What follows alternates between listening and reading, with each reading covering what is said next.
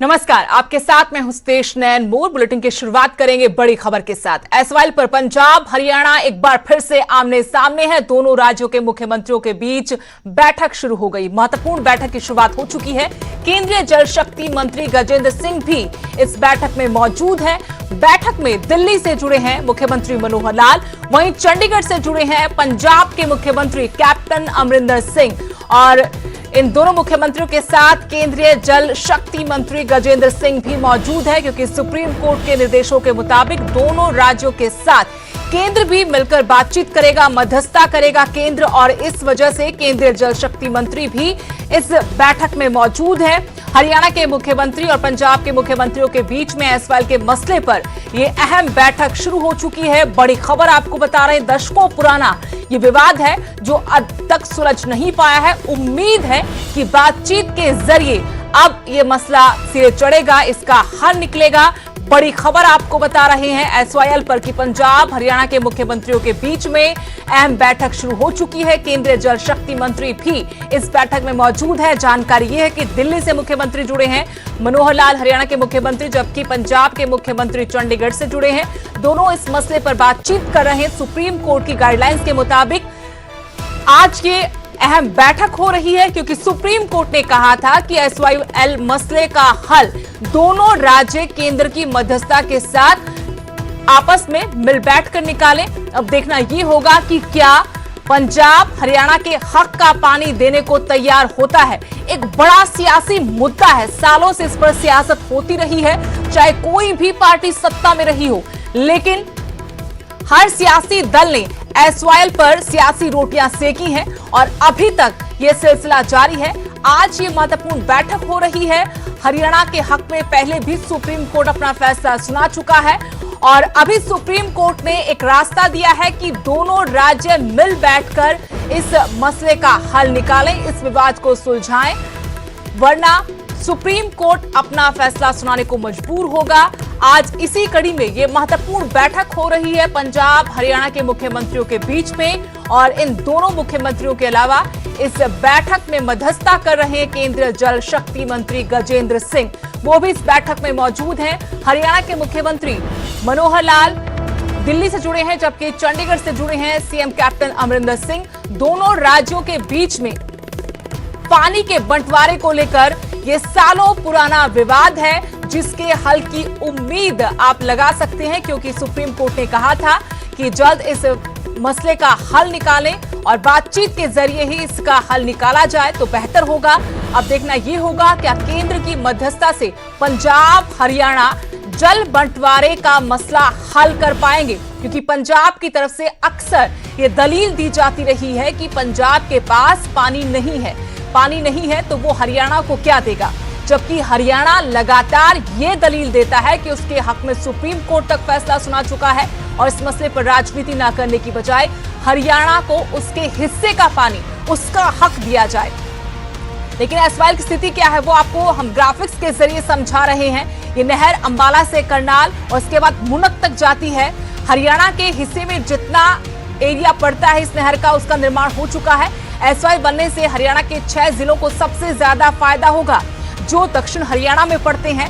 यहाँ एसवाइएल का पानी मिलने के बाद लोगों को राहत मिलेगी, किसानों को। रेवाड़ी, महेंद्रगढ़, मेवात, गुरुग्राम, फरीदाबाद और झज्जर ये वो जिले हैं जिन पर सीधा असर होगा अगर पंजाब हरियाणा के हक का पानी देता है तो। लेकिन पंजाब में 121 किलोमीटर नहर बनना अभी बाकी है। जो निर्माण हुआ भी था उसको पाट दिया गया, समतल कर दिया गया, किसानों को उनकी जमीन वापस लौटा दी सरकार ने।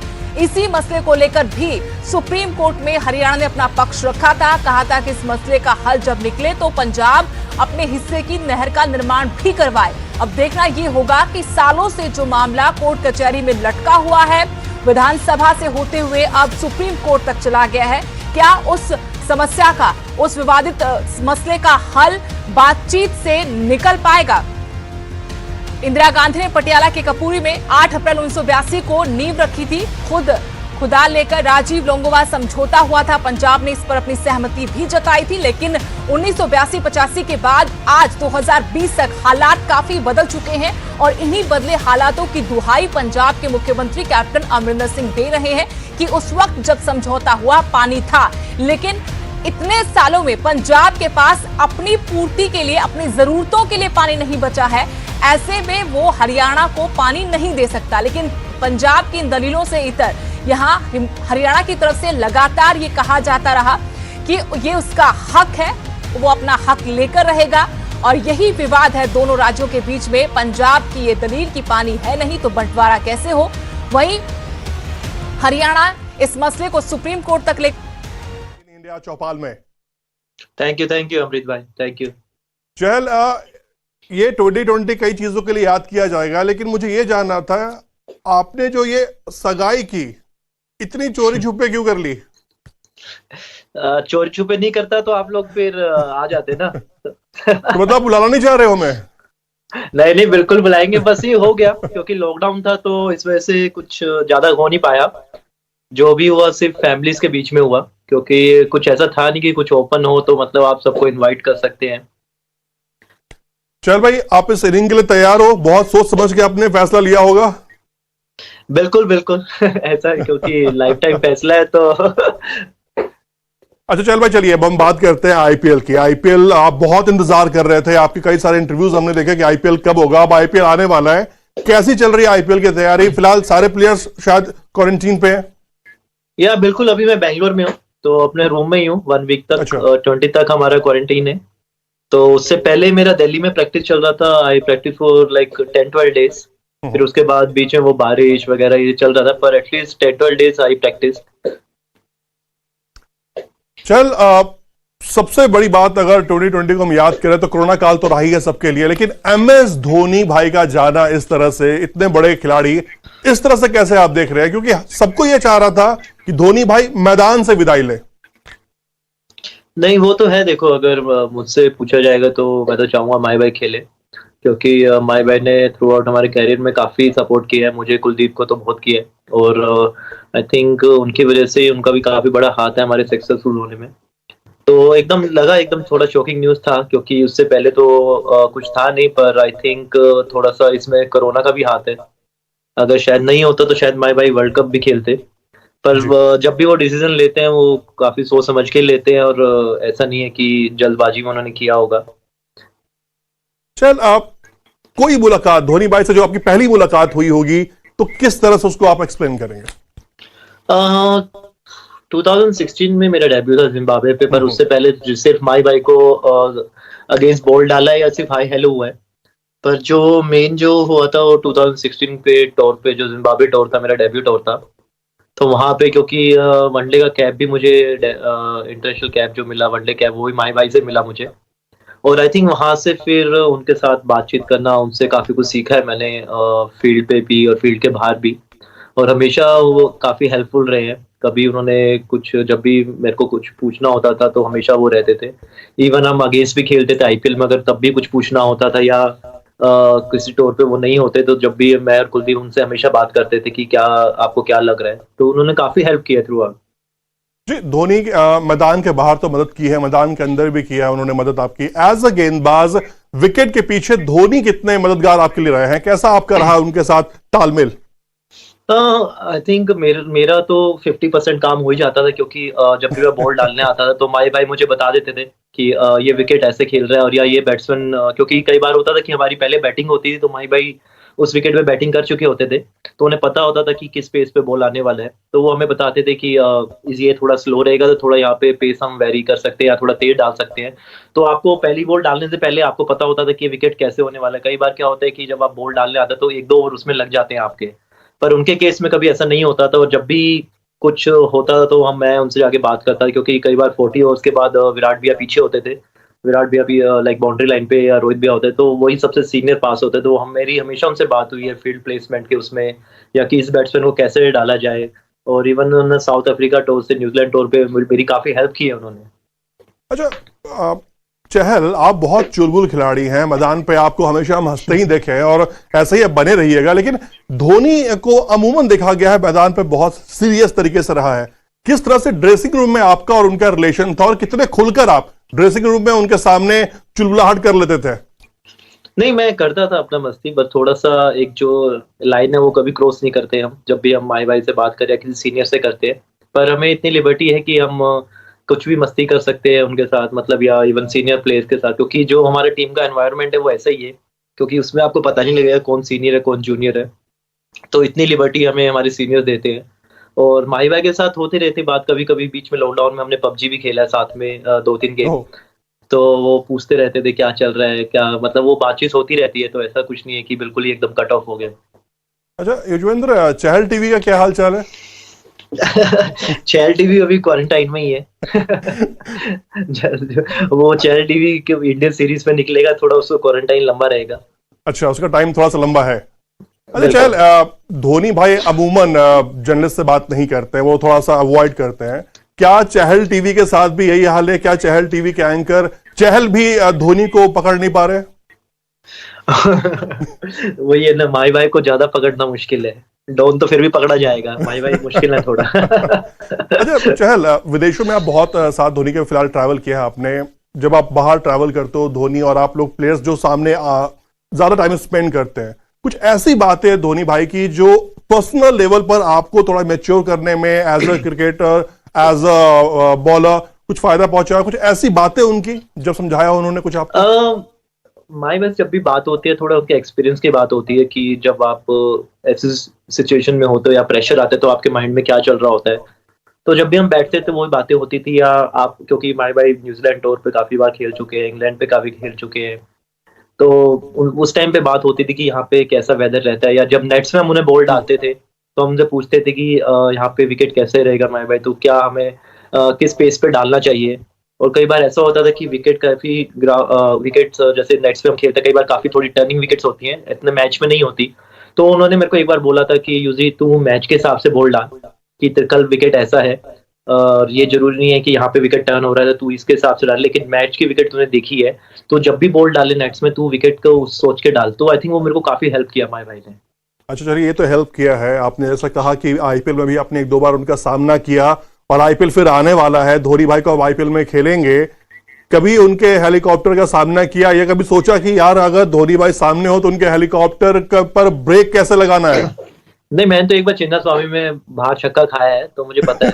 और आई थिंक 2018 में भी मैंने पुणे में माई भाई ने 3 छक्के मारे थे मुझे एक ओवर में, तो वो चीज मैं एक्सपीरियंस कर चुका हूँ। अच्छा, क्या होता है जब एमएस धोनी विकेट के पीछे होते हैं, ड्रेसिंग रूम में साथ होते हैं एज अ कैप्टन, तो एक प्लेयर पे क्या इंपैक्ट देते हैं धोनी? आई थिंक एक जैसे ड्रेसिंग रूम में सबके साथ रहते हैं, ऐसे एल्डर ब्रदर रहते हैं, क्योंकि उनसे आप ये है कि आप उनसे कुछ भी पूछ सकते हो, किसी भी बारे में पूछ सकते हो। ऐसा नहीं है कि आपको 2 बार सोचना पड़ेगा कि इतने सीनियर प्लेयर है। और आई थिंक ये हमारी टीम में किसी के साथ भी, आप किसी भी सीनियर प्लेयर से जाके कभी भी बात कर सकते हैं, चाहे आप रात को 2 बजे बात करना हो या 3 बजे बात करना हो। और माही भाई से तो मतलब क्योंकि माही भाई के साथ हम काफी जैसे टाइम स्पेंड भी किया है। वर्ल्ड कप में हम जो बस सीट होती थी ट्रैवल करते थे तो हम 3-4 लोग मतलब उधर ही बैठते थे। तो एक आई थिंक वो 2-2.5 महीने काफी मतलब माही भाई के बारे में पता लगा कि माही भाई का नेचर कैसा है और ज्यादा मतलब करीबी जाने। तो मतलब एक ऑब्वियसली रहता है वो चीज तो हमेशा मिस होगी, और स्पेशली विकेट के पीछे भी। चल, आप और विराट कोहली, आप विराट कोहली के साथ फिलहाल आईपीएल में खेलेंगे, लेकिन फिर भी दोनों बहुत एग्रेसिव खिलाड़ी हैं। आपको कई बार शायद अंपायर ने रोका भी है कि भाई तू विकेट लेने के बाद बल्लेबाजों की तरफ मत भागा कर। तो ऐसे में कोहली धोनी भाई कभी आपको कोहली को बैठाकर ड्रेसिंग रूम नहीं समझाया कि भाई कर क्या रहा है तू ये लो? नहीं, कभी ऐसा कभी बोला नहीं, क्योंकि कई बार वो हीट ऑफ द मोमेंट हो जाता है और आपको भी नहीं पता होता। लेकिन वो अब वैसा नहीं है। वो ये जो आप मेरी बात करिए 2014 की बात है, उसके बाद तो मैं सुधर गया हूँ। तो ऐसा नहीं है। अच्छा ये बताइए, रैना के बारे में जिक्र कर ही लिया जाए। रैना के साथ कैसा रहा आपका तालमेल? हालांकि बहुत लंबा टाइम आप लोगों ने साथ नहीं खेला, लेकिन फिर भी जो खेला कैसा रहा? नहीं, रैना भैया के साथ तो मतलब मेरा काफी अच्छा बॉन्डिंग है, और स्पेशली जो हमेशा मैं उनकी और ज्यादा रिस्पेक्ट करता है, क्योंकि उनका भी जर्सी नंबर 3 है। और जब अच्छा, वो नहीं हाँ, थे तो आपका भी 3 है। मैं जर्सी नंबर 3 से खेल रहा था। तो इंग्लैंड टूर पे रैना भैया वापस आए थे, तो मैंने पूछा था भैया आप कौन से जर्सी से खेल रहे हो, तो उन्होंने मुझसे पूछा कि तू कौन से खेल रहा है, भैया 3 से। तो उन्होंने सीधा बोला कि हाँ तू 3 से खेल, मैं कोई और नंबर से खेल लूँ। अगर मतलब वो देखा जाए तो अगर वो सीनियर प्लेयर है, अगर वो चाहते तो बोल सकते थे कि मैं नंबर 3 से खेलूंगा। तो पर आई थिंक वो वहां से मेरी उनके लिए और रिस्पेक्ट बढ़ गई, और फिर हम साथ में मतलब जब भी आईपीएल होता है या मैच के बाद हम मिलते हैं, मतलब मेरी उनसे काफी एक अच्छी बॉन्डिंग है। चहल, आखिरी सवाल मैं आपसे कर रहा हूं। कई भारतीय फैंस हैं, जब हमने कहा कि चहल हमारे साथ आज लाइव जुड़ने वाले हैं, तो कई फैंस ने ये रिक्वेस्ट की है, कई लोग ये कह रहे हैं कि धोनी भाई को एक फेयरवेल मैच मिलना चाहिए, उनको मैदान पर आना चाहिए। उन्होंने बीसीसीआई से भी रिक्वेस्ट किया। As a player, as a Dhoni fan, as a Dhoni के ब्रदर, क्या आप चाह रहे हैं कि धोनी को एक मैच ऐसा मिलना चाहिए? अगर धोनी खेलना चाहे तो। सर ये डिसीजन तो बीसीसीआई का है, और उसके बाद जो भी डिसीजन बीसीसीआई लेती है वही हमारे लिए होता है, क्योंकि अब बिल्कुल। जो वो डिसाइड करेंगे, अगर ओबीसी अगर रिक्वेस्ट की है तो बीसीसीआई डेफिनेटली उस पर विचार करेंगे, और बाकी फिर माही भाई के ऊपर है। चलिए चहल, बहुत बहुत शुक्रिया आपका। हालांकि आपसे रिक्वेस्ट ये है कि सगाई तो आपने चुपचाप कर ली, लेकिन बैंड बाजो और बारात के निकलेगी आराम से। बहुत बहुत शुक्रिया Chahal. Thank you sir, thank you so much.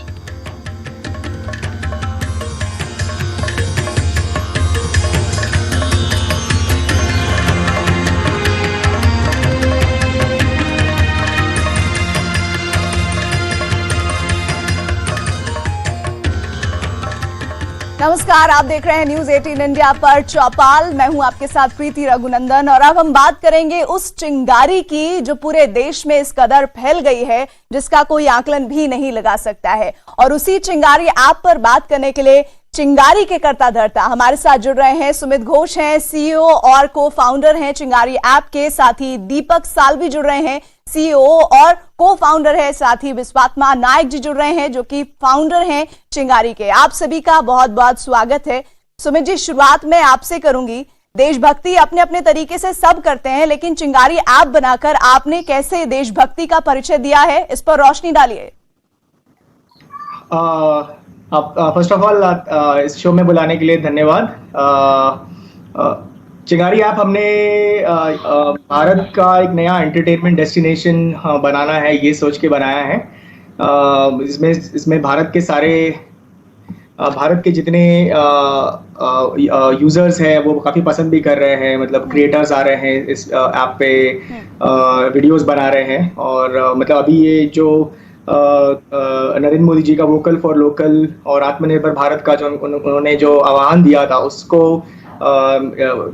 उसके अंतर्गत हमने ये ऐप लॉन्च किया है, और काफी प्यार भी मिल रहा है लोगों का। दीपक साल्वी जी, आप लोगों ने ये क्यों सोचा कि इस तरह की एक ऐप जो कि टिकटॉक को टक्कर दे पाए बनाई जानी चाहिए, और वो तब आपने किया जब 59 ऐप को बैन किया गया? तो ये सुझाव, ये सोच कहां से आई? बेसिकली चिंगारी ऐप टिकटॉक बैन होने के टाइम में नहीं बना था, ये बहुत पहले बना था। 2 साल पहले हम लोगों ने शुरुआत की थी, ठीक है। सो हम लोग एक्सपेरिमेंट कर रहे थे कैसे बनाए, क्या करें। तो करते ये हमें मौका मिला कि उसको जो गवर्नमेंट ने जी पॉलिसीज क्रिएट की, उसकी वजह से हमें मौका मिला कि हम और जोरों से ग्रो करें। तो आप ये चाह रहे थे कि जल्दी से जल्दी बढ़े, ताकि जो टिकटॉक पर निर्भरता है, जो कि चीनी ऐप थी जिसको पूरी तरह से बैन किया गया है, वो निर्भरता खत्म की जाए। विश्वात्मा जी, जब ये पूरी चल रही थी यात्रा, तो इसमें आपके मन में क्या विचार आ रहे थे, खास तौर पर चिंगारी ऐप को लेकर? क्योंकि एक जो स्थापित चीज होती है उसके पैरेलल एक और चीज खड़ी कर देना, वो भी चिंगारी जैसे, जिसे हम भले ही अभी कहें कि आत्मनिर्भर भारत की ओर प्रधानमंत्री कह रहे हैं कि हमें आगे बढ़ना है, लेकिन उस सोच को वाकई में हकीकत में अपनाना वो आपने किया है। तो ये कैसा सोच थी आपकी, और कितनी मुश्किलात भी आई होंगी आपको? जैसे ये स्टार्ट हुआ कि चाइनीज ऐप को बैन करना लोगों का, तो आप सुना होगा, तो बॉर्डर पे भी कुछ इशू चल रहे थे। तो उसी टाइम पे लोगों का भी मतलब जो बैन का एक नारा चला, हम लोग का एप्लीकेशन तो पहले बना रहे थे, जो मोमेंटम था वो बहुत मतलब हमको हाई करना पड़ा। हमको अलग मतलब जो हम लोग काम कर रहे थे उससे पहले जो जुलाई नियरली अराउंड जुलाई 10 जून 10 के बाद तो हमारा जो मोमेंटम था मतलब एप्लीकेशन डेवलपमेंट करना, उसके फीचर्स लाना, यूजर्स के रिव्यू देखना और उनका सही मतलब ठीक करना, उस सब चीजें को जो वो सब चीजें हम लोग बहुत मतलब जल्दी मतलब ट्राई किए कि अच्छा बनाने के लिए। और ये जो आपकी पहल, ये जो आपकी कोशिशें हैं, ये इशारा कर रही हैं उस बात की ओर कि आत्मनिर्भर भारत ऐप के मामले में आपको पुरस्कृत किया गया है। तो इससे बड़ा आपको इनाम, इस बात का संदेश कुछ नहीं है कि देश की जनता चिंगारी आपको अपना रही है। आप सभी हमारे साथ जुड़े इसके लिए शुक्रिया।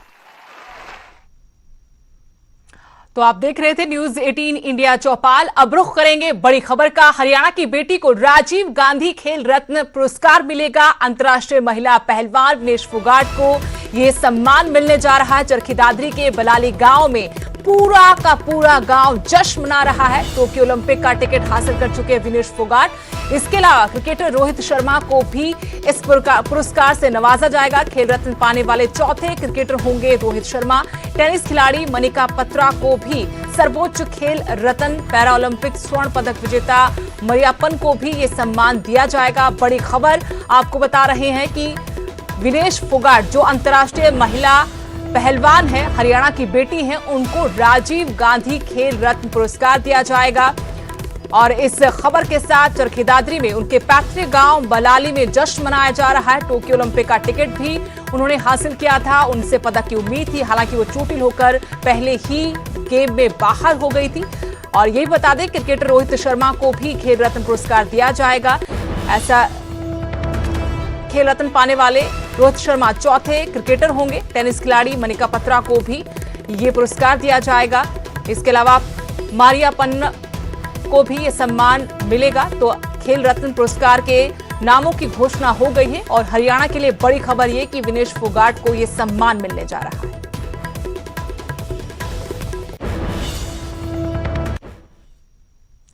अगली बड़ी खबर, कोरोना काल में हिमाचल में भी विधानसभा सेशन शुरू होगा। 7 सितंबर से सेशन की शुरुआत होगी। 7 से 18 सितंबर तक सत्र चलेगा। हिमाचल के सत्र के दौरान कुल 10 सीटिंग होंगी। बड़ी खबर आपको बता रहे हैं, हरियाणा के बाद अब हिमाचल से ये बड़ी खबर कि कोरोना काल में हिमाचल में भी विधानसभा सत्र बुलाया गया है। 7 सितंबर से हिमाचल विधानसभा का मॉनसून सत्र होगा। 7 से 18 तक ये सत्र चलेगा। हिमाचल के सत्र के दौरान कुल 10 बैठकें होंगी, 10 सिटिंग होंगी। लेकिन इस वक्त जब ये सेशन होगा उस वक्त तमाम हिदायतें जो गाइडलाइंस है उनका पालन किया जाएगा। हरियाणा में भी मॉनसून सत्र बुलाया गया है। ऐसे में बड़ी खबर अब हिमाचल से, जहां मॉनसून सत्र की शुरुआत होगी 7 से 18 सितंबर तक हिमाचल का मॉनसून सत्र चलेगा और 10 सिटिंग होगी।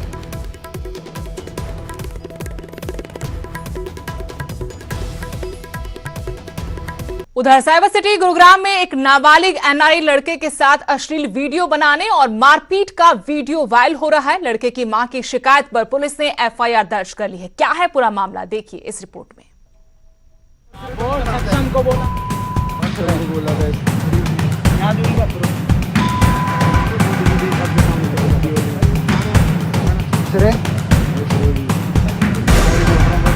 ये तस्वीरें 20 सड़क पर गुंडागर्दी का सबूत हैं। 6-7 लड़के एक नाबालिग एनआरआई को पीट रहे हैं। शरीर इतना बड़ा ले रहे हैं। उसके कपड़े फाड़कर उठक बैठक लगवाने के लिए दबाव बना रहे हैं। लड़का गिड़गिड़ाता रहा, लेकिन अपने बाहुबल के घमंड में चूर लड़कों ने उसकी एक नहीं सुनी। एनआरआई लड़का जब इसका विरोध करता तो उसे थप्पड़ों से पीटते और जब वो रोता तो उसे गंदी गंदी गाली देते।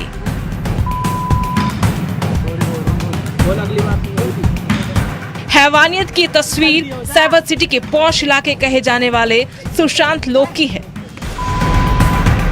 तारीख 23 जुलाई, जब पार्टी कर वापस लौट रहे 17 साल के नाबालिग एनआरआई लड़के को बीच रास्ते आधा दर्जन से ज्यादा लड़कों ने रोक लिया और उसके साथ बदतमीजी की।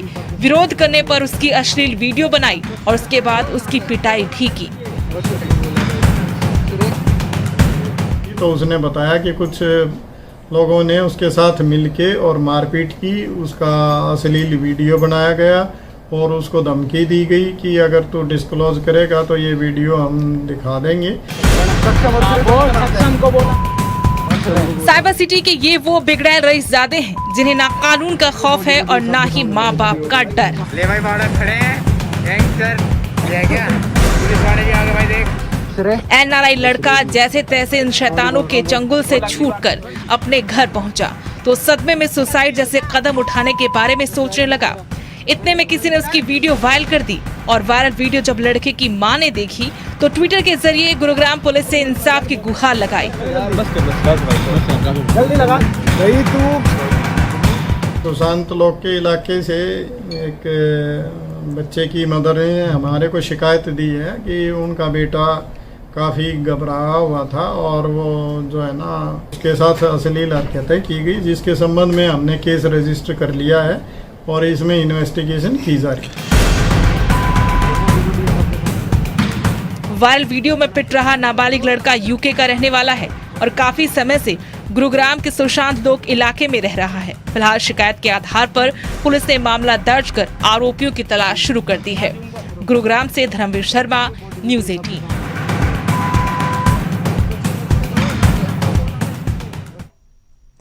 अब खबर ऊना से, जहां एक प्रवासी महिला ने अपने पति पर पैसों के लालच में 2 बेटों को बेचने का आरोप लगाया है। महिला का आरोप है कि कलयुगी बाप ने पैसों के लालच में अपने 2 मासूम बच्चों को बेच दिया। अब एक मां अपनी ममता की दुहाई देकर मदद की गुहार लगा रही है।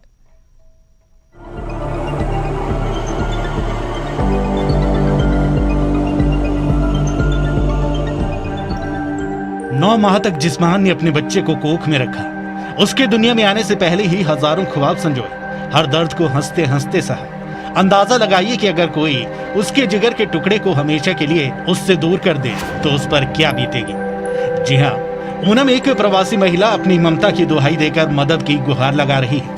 महिला का आरोप है कि उसके पति ने उसके 2 बेटों को पैसों के लालच में बेच दिया। बिहार की रहने वाली एक महिला पिछले करीब 7 सालों से ऊना शहर में रह रही है। पति पर 2 बेटों को बेचने के आरोप लगाकर सनसनी फैला दी। महिला का आरोप है कि 2 हफ्ते से न बेटे का पता है न पति का। मेरे शादी के 7 साल हो गया। तो कितने बच्चे हुए आपके? 2। तो वो कहाँ है बच्चे आपके? दोनों लड़के हैं, दोनों को लेके चले गया। कब लेके गया? एक अभी साल भर के भी नहीं हुआ था, पेपर लेके चले गया था। अच्छा। एक 1.5 साल का हो गया था, उसे भी लेके चले गया। तो कहाँ गए बच्चे वो? पता नहीं कहाँ के, बता के नहीं गया। नहीं, अभी आपका घर वाला कहाँ पे है? पता नहीं। शिकायतकर्ता का कहना है कि 2 साल पहले ही इस बारे में पुलिस को शिकायत दी, लेकिन पुलिस ने मदद नहीं की। 1.5 साल का बच्चा हुआ तो चुरा के लेके यहाँ से चला गया। मैंने थाना में गया, चौकी में गया, कोई मदद नहीं किया, मैंने चुपा गया। फिर बच्चा छोड़कर आया तो मैंने बोला जो बच्चा लिया के लड़की के दे दो, लड़की बहुत रोता है।